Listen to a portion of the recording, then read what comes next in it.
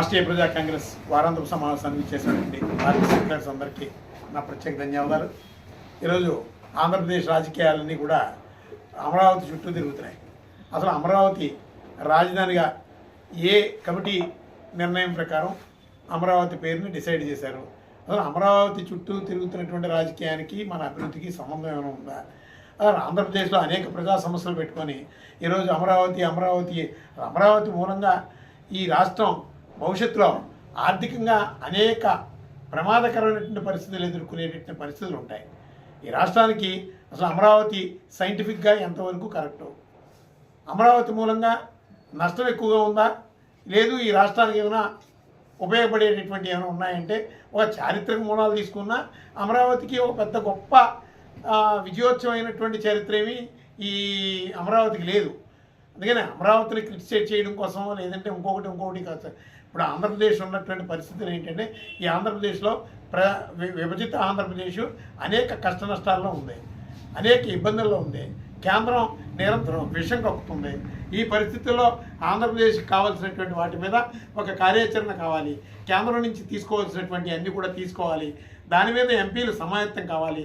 దానికి దిశానిర్దేశం చంద్రబాబు నాయుడు గారు చేయాలి. ఇవేమి చేయకుండా అమరావతి ఇప్పుడు 12,000 కోట్ల రూపాయల పైన అమరావతి ఖర్చు పెట్టారు. అమరావతి మూలంగా అసలు చిన్నపాటి వర్షానికే మునిగిపోతుంది. ఈ రాష్ట్రంలో ఏదిగా ఒకే రాష్ట్రం ఒకే రాజధాని, దాని మీద ఆందోళన కట్టుబడి ఉన్నారు. రాష్ట్రీయ ప్రజా కాంగ్రెస్ పార్టీ కట్టుబడి ఉంది. అంతేగాని అమరావతి రాజధాని అని ఎవరి మెప్పు కోసం చేస్తున్నారో తెలియనటువంటి పరిస్థితుల్లో ఉంది. కానీ రాష్ట్రీయ ప్రజా కాంగ్రెస్ పార్టీ నుంచి చంద్రబాబు నాయుడు గారికి మేము ఒక విజ్ఞప్తి చేస్తున్నాం.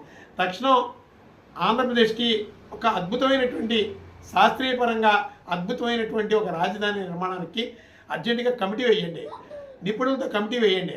ఆ కమిటీ నిర్ణయం ప్రకారం ఒక రాజధానిని నిర్మించండి. అలాగే ఈ అన్నిటికన్నా ముందు ఈ ఆంధ్రప్రదేశ్కి రావాల్సినటువంటి బకాయిలు, అలాగే ఇవ్వాల్సిన హామీలు ఇవన్నీ మనం సాధించుకోకపోతే ఆంధ్రప్రదేశ్కి భవిష్యత్తు లేదు.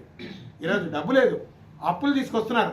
ఇప్పటికీ 40 రోజులు అయింది, 7,000 కోట్ల రూపాయలు అప్పులు తెచ్చారు. ప్రతి మనిషిని ఈరోజు అగ్గమ్య గోచరంలోకి తీసుకెళ్ళిపోతున్నారు.